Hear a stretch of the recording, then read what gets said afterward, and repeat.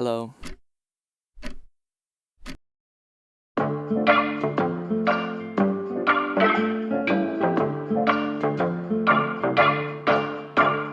Bananza is one of the most playable video games I've ever come across. Playability being analogous to usability in the context of a game. It is easy to pick up and difficult to put down, not necessarily because there exists a motivation to continue, but because the game is so frictionless that the player is never once awoken from the video game's inflicted trance. It is easy to engage in the playing of this video game, and you are never given an excuse to stop. Largely, we can attribute this unparalleled playability to Bananza's pacing, its interactability, its feedback systems, its difficulty, and its progression, each of which is knitted together by Bananza's central gameplay hook, being destruction. The first thing that you'll notice with Bananza is that it is utterly unyielding in its momentum, largely thanks to its dedication to unpredictability.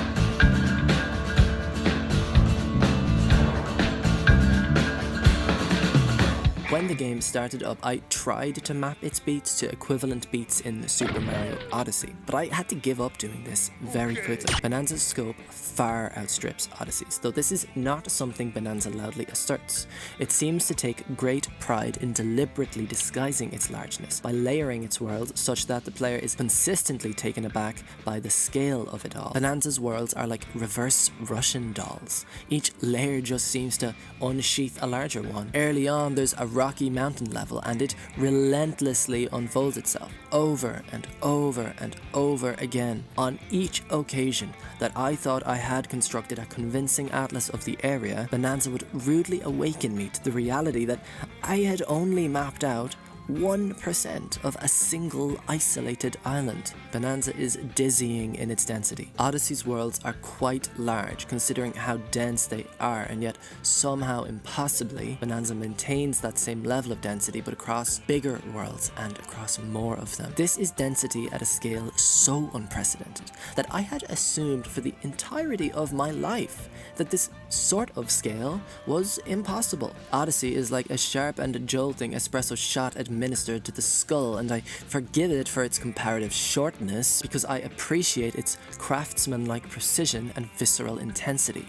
In fact, I very much prefer its density when compared to its watery contemporaries. Impossibly, and I mean impossibly, Bananza is a double XL cappuccino-sized cup of coffee with the intensity and precision of a 20ml espresso. This project is astonishing in that I kept expecting to see where the compromises were made in its construction, and I simply could not. There are no compromises here. I kept thinking that I was about to finish a world and there'd be a new sub-world. I kept thinking that I had fought that layer's biggest and fiercest enemy, and there'd be a bigger and fiercer one. I kept thinking that I was in the last world, and there'd be another. I kept thinking that I had finished the game, like a couple of times. You'll know what I mean if you've played through it. Yes, they crossed me up badly on every single play. Bananza's momentum is sustained because you cannot map out a pacing pattern for Bananza the same way you can with other video games that settle comfortably into their own formulae, the kinds that elect to switch things up at the halfway point, if at all. Final Fantasy VII Rebirth is a video game built of open zones that I always knew where I was in the present chapter, and this is completely in spite of my playing the original, by the way. It's just a game that has a steady rhythm to it. In fact, actually, each Zelda game prior to the open-air iterations shared a consistent beat. As a long-time Zelda player, I can always sort of gauge what is coming down the track. I want to illustrate that perceptibility isn't necessarily a flaw, and it's really not something I've ever perceived as a flaw previously. It is purely to assert how unique it is for Bananza to try to be imperceptible. You cannot get a pattern down on Bananza, and I tried so many times. On each occasion, I was wrong. That Bananza relentlessly ducks and weaves and jabs is what keeps its pacing utterly electric. Even at its calmest, you can't know what will be next. So you can't really settle into anything. Moreover, on a moment-to-moment level, Bananza is unrelenting. It's easy to be heading in one direction before being distracted by something else, and on that path being distracted by something entirely unrelated. The player's mental checklist of points of interest is always being added to, overwhelmingly so. Naturally, we can attribute a lot of this Moorishness to Bananza's terrific level design. In Bananza, one point of interest leads seamlessly to the next, with each point punctuated by a main banana collectible, and their routes between peppered with fossils and treasure chests. This works to guide the player between destinations frictionlessly. It's important to note that the fossils work so excellently as guides between points of interest because many of these routes are paved specifically by the player using Bananza's destruction mechanics, and these fossils are buried in the terrain, encouraging tunneling. Tunneling itself is a micro-surprise incitement mechanic. The same way you can never anticipate what is on the other side of a sinkhole, frequently you'll emerge from a tunnel utterly perplexed as to how this area is in the same world as the area you came from, adding finding out how they normally knit together to your already overflowing to-do list. These fossils wonderfully tutorialize mechanics. Without spoiling some of the more interesting examples, Bananza will often bury a fossil in a seemingly unbreakable material, suggesting that maybe this material is not quite as unbreakable as you think it is. These fossils are so much more purposeful than Odyssey's purple coins. I'll be honest here and I'll say, I'm not sure which I prefer, but in my estimation, the fossils are a more designerly implementation of the secondary collectible, and I'm eager to see how the community responds to their implementation more than really anything else. That so many of these routes are player created also applies an extra degree of agency to exploration and collection, which contributes to a greater degree of ownership and achievement over collection. Bananza, for example, is chock full of what one could call out in the open collectibles. Bananas are just sitting in a place. And yet, because of the structure of each level, it is the player's prerogative to carve out the areas in which bananas are, quote, just sitting there, thereby making the player an active agent in their discovery regardless. We haven't discussed Bananza's most elegant design quirk yet, its marrying of the sonar to its collectible magnet. When DK claps, all collectibles nearby are magnetized in his direction, making it definitively the most effective way to collect items. However, simultaneously, DK's sonar is activated, scanning the immediate area for hidden collectibles. Frequently, Bananza will litter areas with treasures or veins of gold in an effort to force the player into activating sonar by proxy of magnet activation. Nearby these veins of gold, there will be a hidden fossil or a far-off banana, and therefore, the sonar acts as a designed adrenaline shot disguised as happenstance, thereby keeping the ball rolling ever forward. This is one of Bananza's most commonly used tricks, and it is remarkably effective at maintaining its staggering moment-to-moment pace and keeping the player on the right track. Bananza will occasionally toss in a mix-up by way of its challenge rooms, of which there are two types. Rooms with 30-second timers holding a quick combat-based puzzle, or platforming-based puzzle gauntlets. The combat challenges are always worth doing because the player knows that they will last a maximum of 30 seconds. I remember frequently in Tears of the Kingdom and Breath of the Wild, activating a shrine and then continuing exploring. You see, once a shrine is activated in Open Air Zelda, it can be warped to directly. And I often didn't want to disrupt my exploring to do an unrelated trial that could sometimes last upwards of 10 minutes. 30 seconds is a wonderful sweet spot. Your mental checklist of points of interest won't be erased, and the reward for completing it is significant. That the platforming-based puzzles last longer is offset by the fact that one room holds 3 bananas, which is more than half of what is required to level up your character. Let's circle back to that in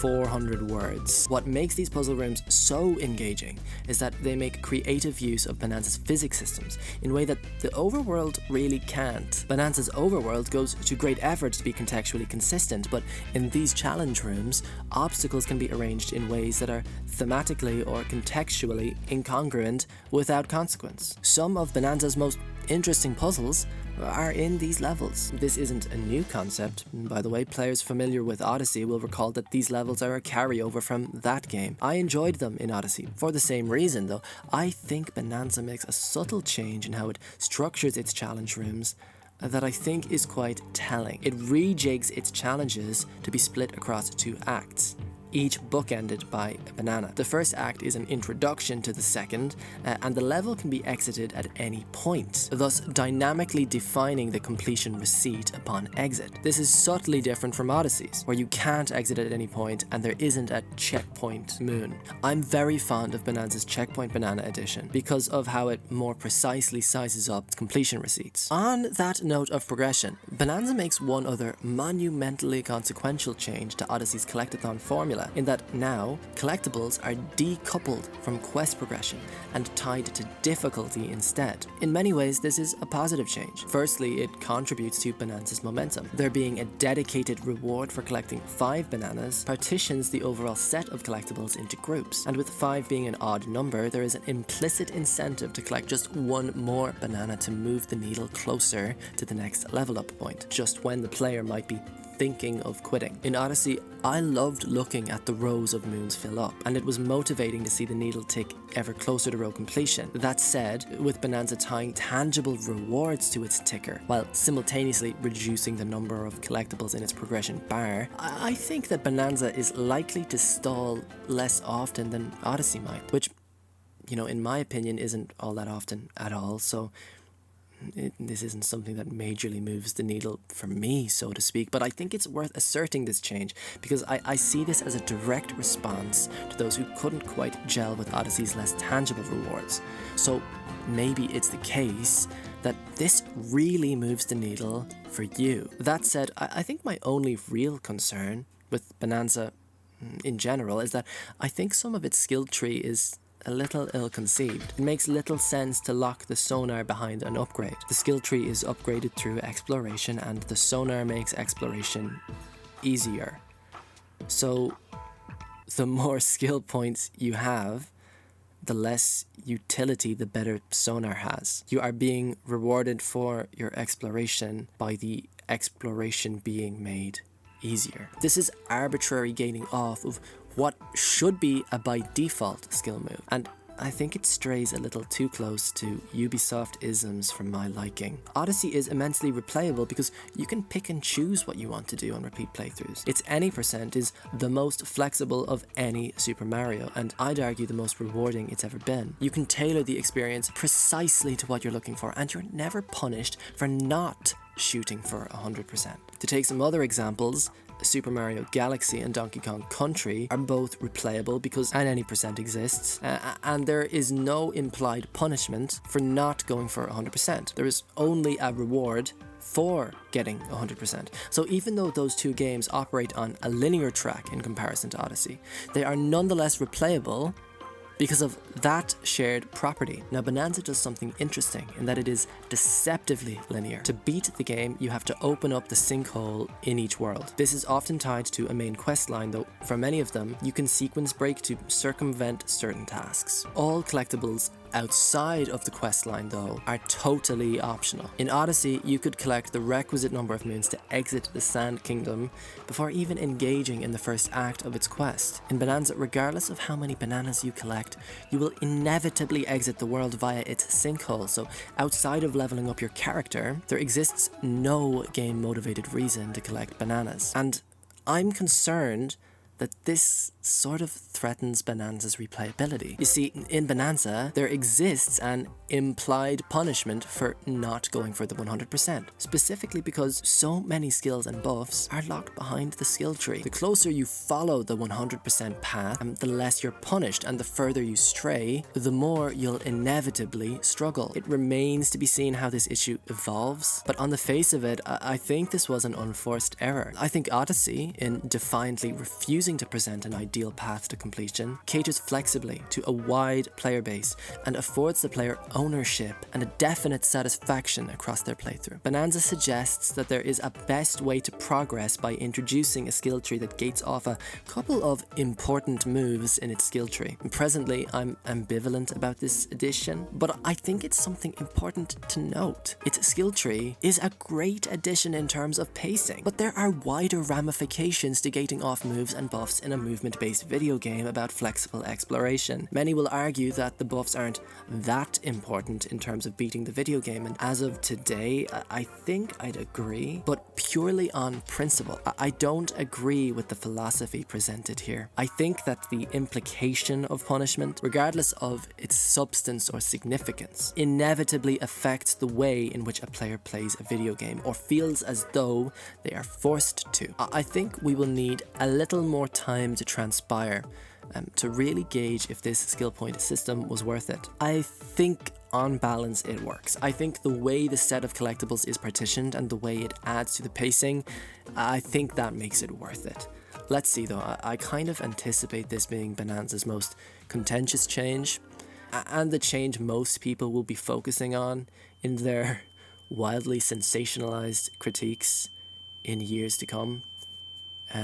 Or weeks, I guess, depending on the state of the economy. What tremendously adds to Bananza's playability from moment to moment is its interaction design, which I think is its most significant strength. Video game worlds are the settings for the stage play we've been handed the script for, and more often than not, it moves statically. The director designates the design of the landscape, which doors are openable and which doors are not, in accordance with the script. As players, we play the protagonist to the best of our abilities, but when we play a video game, we want to feel as though our performance is convincing. And this is wholly reliant on the dynamism of the world. How does it respond to us? How can we affect it? Are we a tangible presence, or are we puppeteering a ghost through a static diorama? In Grand Theft Auto 5, which I think is one of the weakest video games, certain buildings are enterable, but arbitrarily so. Some ledges are climbable, some objects are destructible, some houses are pull-downable, but only so in the context of the script. You interact with its world from behind a one-way mirror. The functions available to you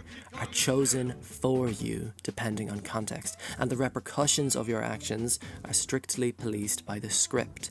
You never have any effect on the world personally. Your character exists as a rogue puppet in a static diorama. If you told me that in its canon, the world reset and everyone's memory was wiped each time you emerged from the hospital, I'd believe it readily. You walk without leaving footprints. And that makes for a video game that is distinctly less playable thanks to its low interactability, providing a not insignificant degree of friction between player and game. In The Legend of Zelda: The Wind Waker, which is definitely a top 5 Zelda game, there are some objects that are pick-upable and there are some blocks that are pushable. There are some hooks that your grappling hook can hook on, and there are some surfaces that are bombable. I think we take a lot of this for granted, but one of the greatest achievements Open Air Zelda made was in decoupling context as a requisite criteria for an action to unfold. You can't chance your arm at hooking your grapple around a non-grappleable object in Ocarina of Time, and you can't chance your arm at climbing an unclimbable wall in The Wind Waker. You just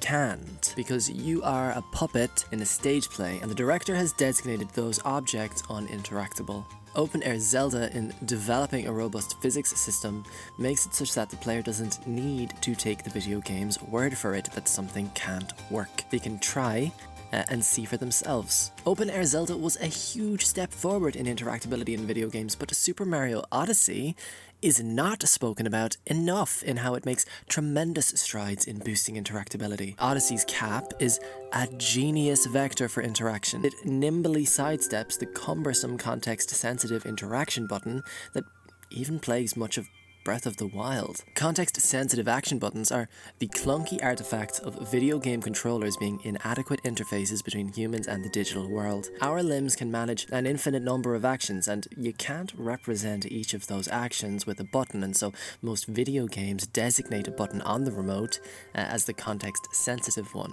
That is to say, the button that says click to open door if the player is near a door, or click to pick up the box if the player is near a box, or click to push the box if the box the player is near is arbitrarily not pick-upable, and the list goes on. You probably know what I'm talking about here. Odyssey doesn't need a context-sensitive button, because the Cappy throw acts as a digital limb. For example, you don't need to press A to open a door or pull a lever. If the player can intuit implicitly that the yank or slam affordance can be facilitated by a throw. This is thanks especially to Odyssey's excellent use of signifiers, but also in how it presents the throw as an action. Odyssey is built entirely around the idea that the cap is a flexible limb that the player can contort to perform the kinds of actions a context-sensitive button would facilitate, except that now the context is up to the discretion of the player, and there is no friction anymore. Broadly, if you can imagine an affordance that is facilitated by your hands and arms,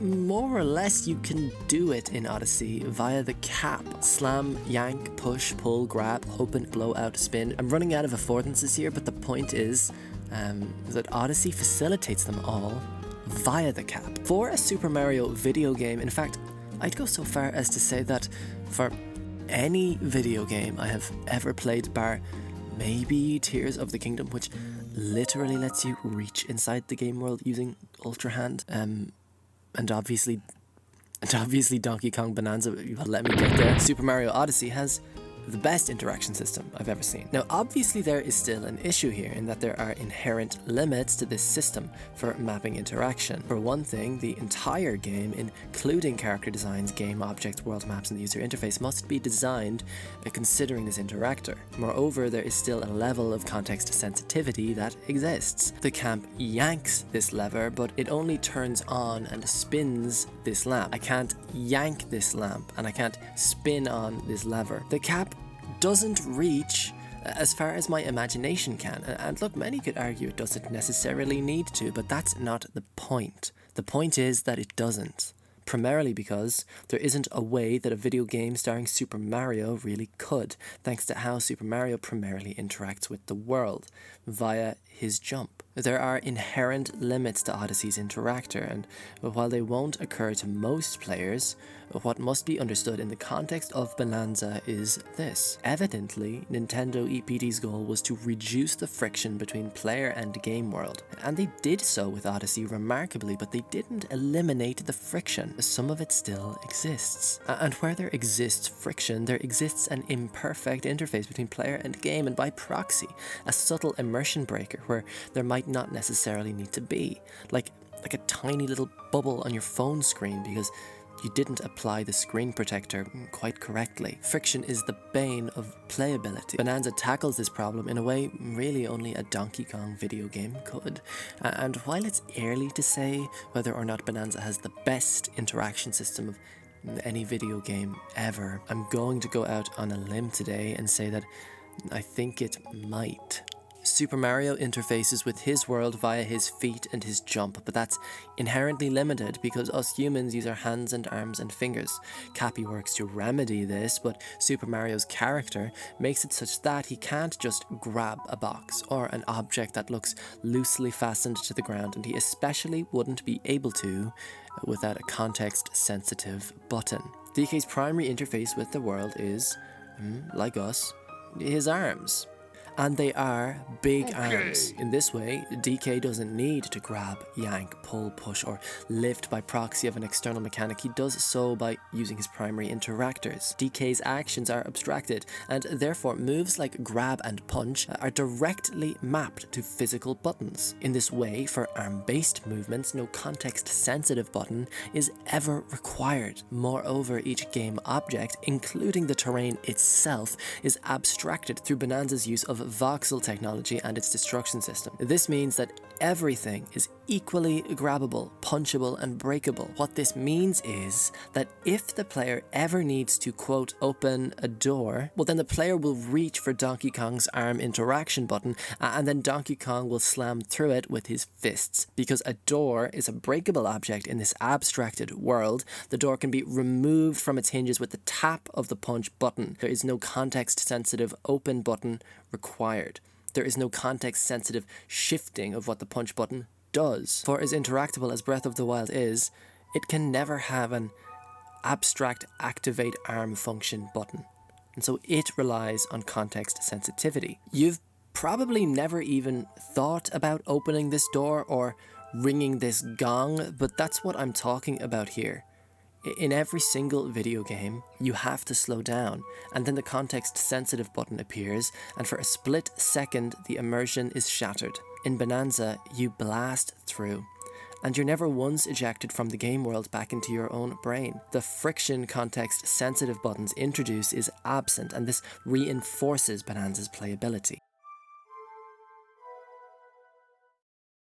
In DK Bananza, there is no context-sensitive button for picking up crates like there is in Zelda, because to lift is an abstract action mapped to the right trigger. Again, the world is abstracted, such that the crate is merely an object that responds to DK's movements of either lift, smash, or throw. In this way, DK never needs to handle the push affordance, because he's strong enough to lift anything, and there's never a split-second snap of immersion where the player realizes they need to hit a context button. Moreover, there's no situation where there's a crate DK arbitrarily cannot lift. Again, the game world in its entirety is abstracted. There is no friction whatsoever between player character, and game world. DK leaves room for experimentation over explicitly telling the player they cannot do something. It is Tears of the Kingdom-esque in this way. For example, a player might wonder whether they can turn the lava into obsidian by cancelling out the heat with snow or water. And they can try to do that, to see for themselves, instead of remaining under the assumption that they can't. This sort of experimentation is still a marked improvement over Odyssey's robust interaction system, the kind of improvement I didn't really think was possible. I mean, for example, you can't go and fill Cappy up with like water at a water fountain and then spill the contents into lava. And yes, by the way, that is supposed to sound ridiculous. Like, what an outlandish nitpick that is. But I make this outlandish nitpick to illustrate that DK Bananza allows me to butt up against the boundaries of my imagination in a way Odyssey, or for that matter, any other game, inherently can't. Because other games don't abstract their world and the character's moveset in the way that DK has to in order to implement its destruction system. There are hard limits to how the player can interact with the world in a game like Super Mario Odyssey, and those limits are pulverized in Bananza. The more we acclimatize to what a video game allows us to do, the narrower our solution set for a challenge shrinks, until we get to a point where we no longer question things like why Cloud can only climb on the yellow footholds, and why Link can only bomb walls that have cracks in them already. Ultimately, what this leads to is a subtle friction between player and world that definitely reduces the playability of the video game. That is to say, how easy it is to lose yourself in its world for hours on end, or how easy it is to project yourself and your real-world curiosity into this game world. Recognize then that Donkey Kong Bananza is a magical marrying of Breath of the Wild and Super Mario Odyssey, in that it takes the physics and experimentation systems in Breath and marries them to the interaction systems presented by Odyssey. The result is that DK Bananza is a frictionless video game. Whatever it is that I want to do, I can at least try it. And on that, DK's physics system is so much more robust than I ever thought it would be, or I guess more appropriately, that I thought it could be. I mean, each material in this game has its own sound effects and properties. Without spoiling anything, you shall at some point in this video game encounter bread. When you do, alright, please jump on it and grab a chunk of it and tell me it doesn't sound and feel somehow exactly like bread should, and nothing like any other material in the game. There are some materials that are more durable for certain tasks than others, and all of this is conveyed intuitively because they follow real-world intuition. The dynamism here is off the charts. It shocks me that on top of everything we have discussed thus far in regards to scale, that the team had the time to build a dynamic system where each material and element interacts uniquely with one another. I think this is most clearly illustrated in enemy design. Some enemies will coat themselves in a material-based armor, and as DK, you'll need to, in a moment, identify the material and try to come up with some method to counter it. These enemy encounters keep your brain engaged and act as mini life-threatening puzzles. You'll run into these enemies in challenge rooms and in the overworld, and these encounters are always such a delight. I'll add that I love the bosses. It doesn't bother me that they're easy. They are kinetically engaging and well designed. Thanks to the destruction systems, the bosses can modify the map in ways that make for interesting puzzles in later bosses. I would wager that these bosses are some of the most fun and spectacular encounters I've seen in a Nintendo game. They remind me of Galaxies in that they prioritize spectacle and kineticism over difficulty necessarily. I mean, for a video game like DK Bananza, it makes little sense to make a world-end boss that is incredibly difficult. What is important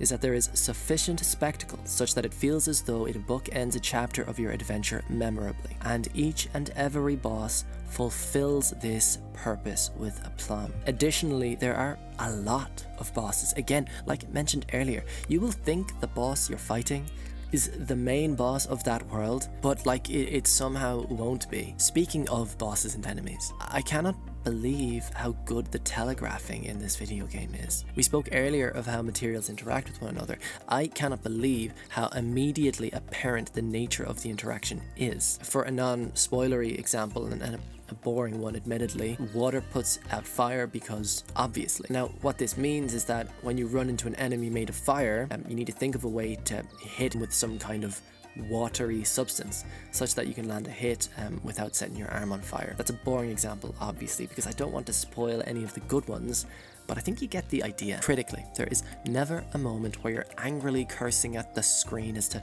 why something isn't effective. This video game telegraphs the elements of its world so effectively. There is a tangibility to Bananza's world that adds to its moment-to-moment playability significantly. DK moves with this impossibly precise balance between deftness and heft. I was concerned prior to launch that it might be difficult to adjust to the larger DK when compared to the nimble Super Mario, but my fears were assuaged immediately. DK has an agility that belies his size and a terrifying top speed that, when combined with his destructive capabilities, affords the player a unique and thrilling fantasy. In Odyssey, Super Mario is a ping pong ball and your controller is a slingshot. To play is to sling Super Mario across each level, cascading over obstacles, bouncing from corner to corner. That pull and snap of launching Super Mario anywhere is cathartic in its fulfillment of the freedom fantasy. Odyssey's end theme is titled Break Free, quite fittingly, I think, for the fantasy that that video game affords. If that's the case, then I'd relate DK to a cannonball with your remote control, a catapult. His momentum is terrifying and gloriously exploitable. Jumping is light, but has a definite thrust that, when combined with his forward momentum, it can be used to cross dizzying distances. I think it's worth adding that the end theme for DK Bananza is titled, quite deliberately, I think, Break Through. DK's moveset is sophisticated, using chunks as consumable moveset bolsterers. This is clever. It ensures the disposability of certain moves and gates others off depending on context, all of which can be implied visually and controlled by the level designer. DK, through his movement, leaves a distinct mark on the environment. If you land from a high area or move with a rapid forward momentum and hit a wall, you'll leave a dent that corresponds in depth with DK's velocity. The longer you spend playing a level, the more uniquely yours it becomes. Even if you're not actively tunneling or smashing, it becomes easy then to visually track your movements in an area. Frequently in other video games, I have to pause to remember if I've been somewhere or not. In DK, the footprints, the parted snow, or the cracks in the ground visually indicate my past presence in an area. Once again, we spoke earlier of settings as static dioramas. Many video games have to settle for staging story-gated world changes to give the illusion that the player is affecting the world, and this often suffices. For a favorite and fitting example, you've got each of Super Mario Odyssey's stages, where in finishing a main quest, you change the physical state of the world. And this works, it's satisfying, but in playing Bananza I have been made acutely aware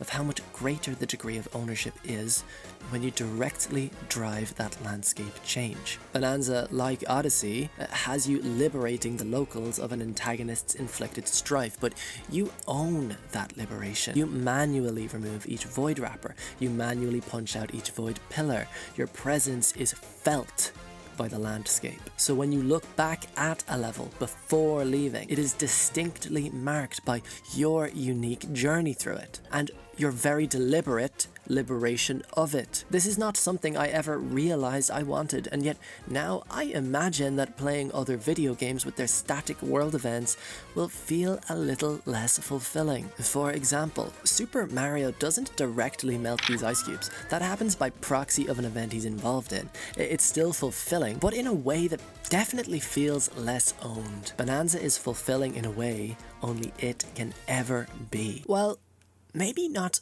only it.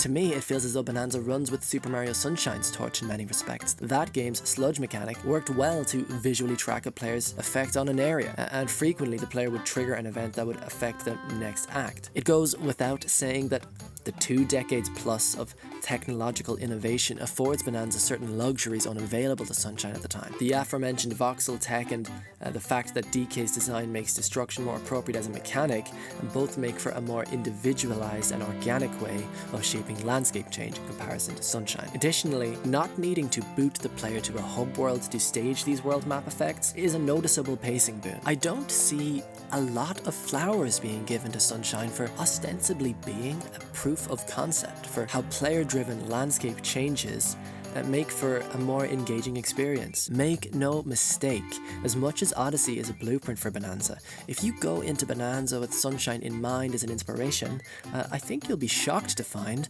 quite how many levels crib from its mechanical toolset. One level in particular feels ripped right out of Sunshine, though it is a later level, so I won't spoil it, and no, it's not the level with the superficial aesthetic similarities. Circling back to the Void wrappers, Void himself works as a surprisingly excellent antagonist. His schemes and the ways in which he causes chaos resonate more with me than that of any other platforming game antagonist. This is because Void antagonizes across a variety of separate vectors. Firstly, on an emotional level, his motivations work well and parallelize effectively the oligarchs that antagonize our world. Void is a parasite sucking dry the energy of every world he visits, and in doing so, attacks the player metatextually as well. DK can break more or less every material, but the only material that is truly indestructible is the Void wrapper material. The longer the game goes on, the more aggravating his presence becomes. You have to continually sacrifice your greatest strength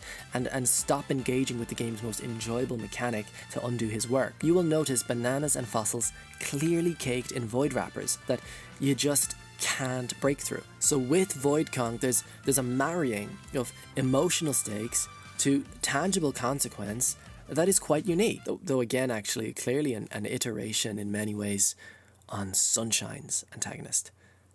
Specifically this one. I can't not mention the writing, because this was another area where I was just so pleasantly surprised. The non-player characters here are so Paper Mario and Banjo-Kazooie in the way they're written. I'm not gonna say I was laughing like out loud, but there definitely were a couple instances where I couldn't help but smile at the eye-winking absurdity of it all. Something that immediately took me aback, however, was quite how populated each world was. I was stunned at how many non-player characters could be in the same area at the same time, all with unique dialogue. This is a serious departure from prior Nintendo games. I am not used to there being double digits worth of characters on screen simultaneously. This contributes to the distinctly lived-in feel that these worlds have. These levels have a pulse, and while many platformers go to great efforts to construct worlds that look lived in, Bananza succeeds at demonstrating how lived in these worlds are. Again, destruction adds to this distinct worldly heartbeat. In the first first level, for example, you'll find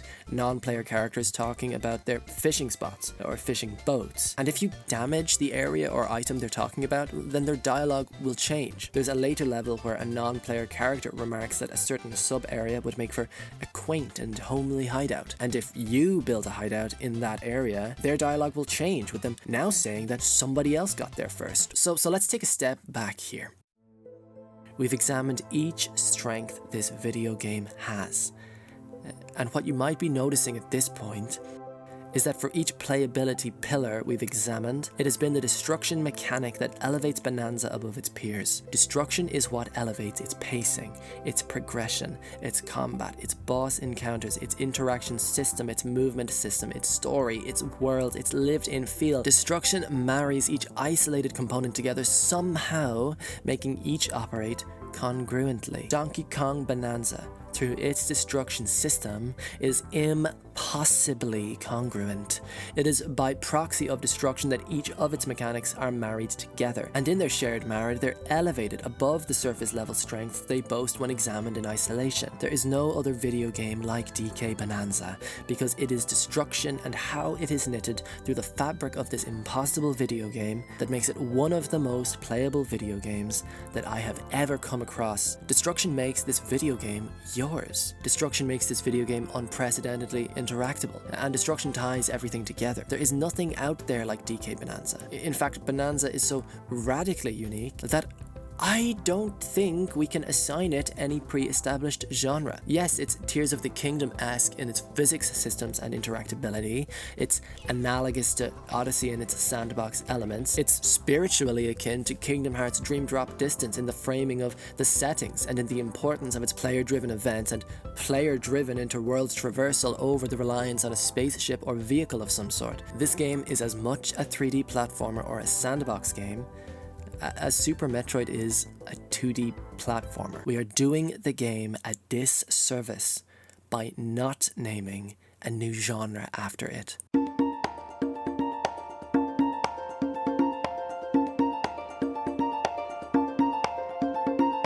So, I've mostly been discussing the parts of this game that contribute to its playability. And now that I'm done doing that, I still want to talk briefly about two smaller parts of this game. The first topic I'd like to broach is how DK deals with power-ups. Prior Donkey Kong games approached power-ups in unconventional ways. In the Retro Studios games, DK's partner was a power-up. The partner affords DK a unique power and will take a bullet for him if necessary. In the original trilogy, there isn't a system analogous to the power gain take an extra bullet type power-up, but there is a substitute moveset type power-up system in the Animal Buddies. Bananza knits these ideas together. Your partner, Pauline, gives you a unique power, but Pauline herself will never take a bullet for you. Pauline will substitute your moveset with that of an animal's, referred to in-game as the activation of a Bananza power, and I'm torn on these. On the one hand, many of them are fun to use, and there are certain challenges that make interesting use of their movesets. Broadly, however, I think the implementation of the Bananza system is a little clumsy. So these powers are always available to DK, so long as he has enough Bananergy to activate a transformation. And this creates a couple problems. The game wants to test the player on their mastery of these Bananza powers by presenting challenges that directly test your proficiency with specific transformations.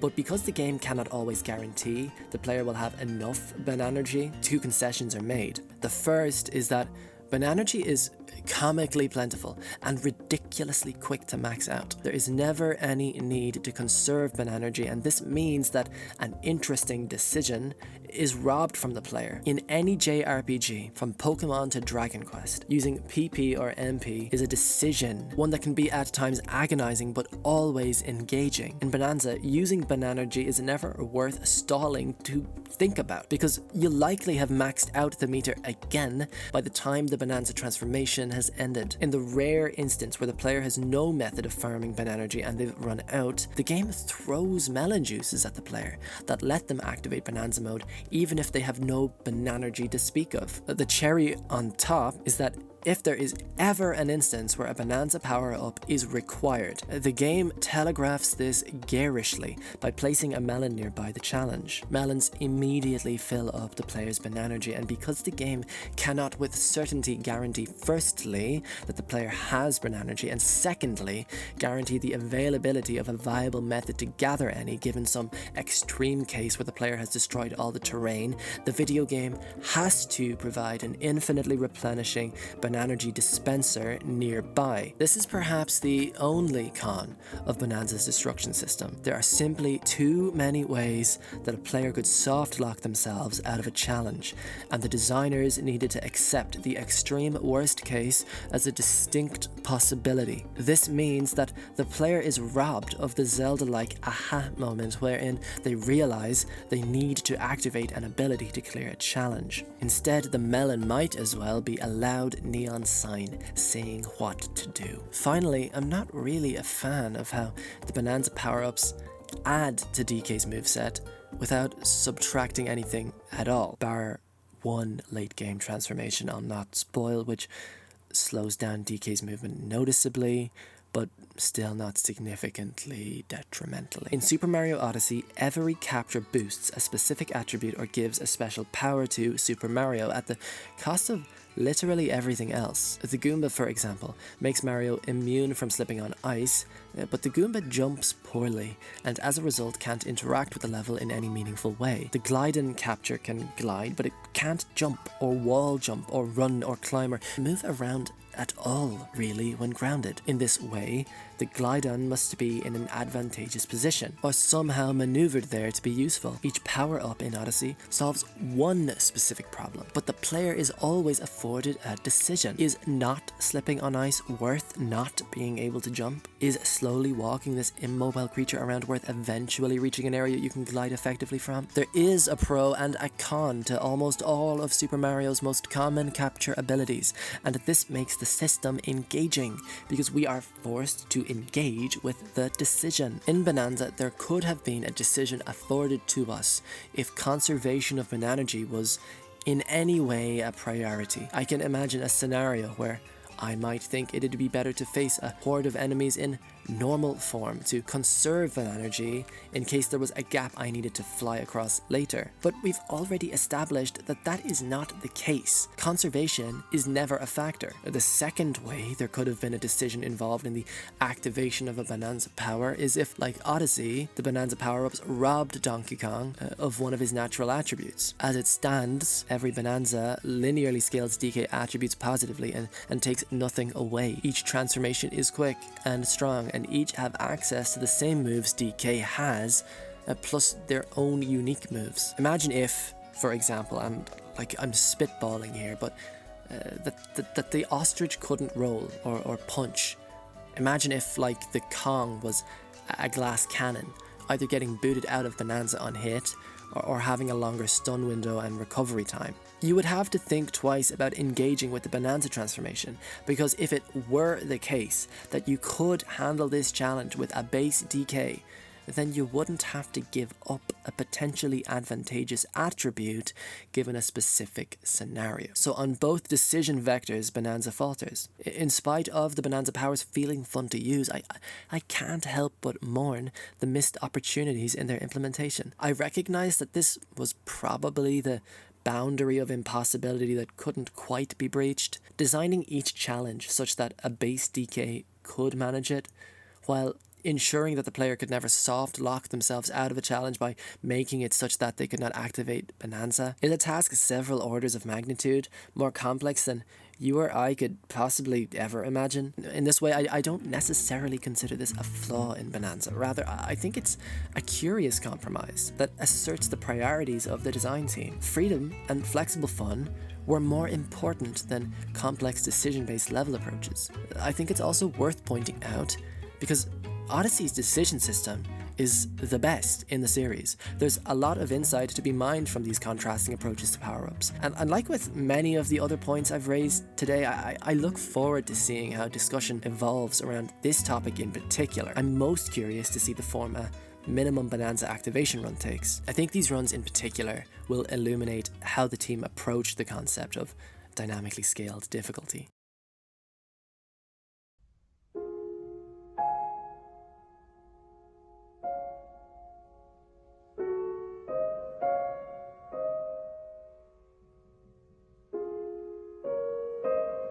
So were I to prepare a spoiler-filled analysis, I reckon I could probably go for another 2 hours, but if I did, it'd take me 2 years. And by that point, I think the main message I'm trying to convey would be lost. My blind run of this video game was so unparalleledly joyful that I can't imagine stealing any aspect of that from you, and I'd hate to think that any aspect of your blind run could potentially be ruined by anyone. I am imploring you right now. Play the game as soon as you can. There is a bountiful well of artisan design to be plumbed from its depths, and I am looking forward to sitting with Bananza and thinking about it for years to come. I'm going to echo what I said earlier in this discussion. If you care at all about video games, I think you are going to find a lot to love in Bananza. Frankly, I think it's impossible not to. I have very little Donkey Kong nostalgia. I loved Jungle Beat and Country Returns when I was a kid, but I never touched the original trilogy or DK64. In recent years, I've gone back to revisit prior entries, but I definitely wasn't overly emotionally connected to any of these characters. Bananza somehow changed this for me. Bananza has such a palpable reverence for Donkey Kong. There is an earnestness to how Bananza calls back to prior entries, this evident delight at being given permission to call back. I think it was said by the director that the team wanted to make a DK game, that they'd grown up on the Country series and wanted to give it a shot. Love pulses palpably across every vein of this video game. There is a contagious reverence for the history of Donkey Kong, and I say this with utter sincerity. I have somehow had a new nostalgia for DK beamed directly into my brain.